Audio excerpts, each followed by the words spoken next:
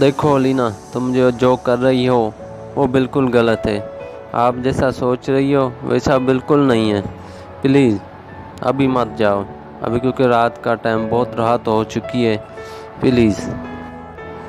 मैं जा रही हूँ, मुझे रोकने की कोशिश मत करना।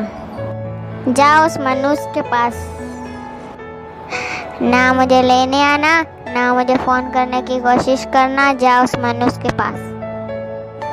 तो प्लीज़ अलीना, मेरी बात तो सुनो। आज नहीं जाना, मुझे छोड़ के नहीं जाना। तुम्हारे जाने के बाद मैं बिल्कुल अकेला हो जाऊंगा। तुम अकेले नहीं हो, आपके साथ एक और भी है मनुष्य। अलीना, जैसा तुम सोच रही हो वैसा बिल्कुल नहीं है। जो तुम सोच रही हो वो बिल्कुल गलत है। क्यों अपना घर खराब कर रही हो?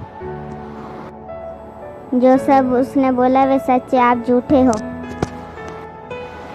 अलीना प्लीज़, प्लीज़ मुझे छोड़ के मत जाओ। तुम्हारे बिना मैं अकेला हो जाऊंगा। जो मेरे से गलती हुई है मैं उसके लिए माफ़ी मांगता हूँ। प्लीज़ ऐसे घर छोड़ के ना जाओ। पक्का ऐसा नहीं करोगे?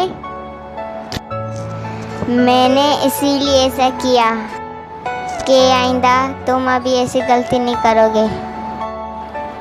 चलो ठीक है, अब ये सामान रखो और घर चलें।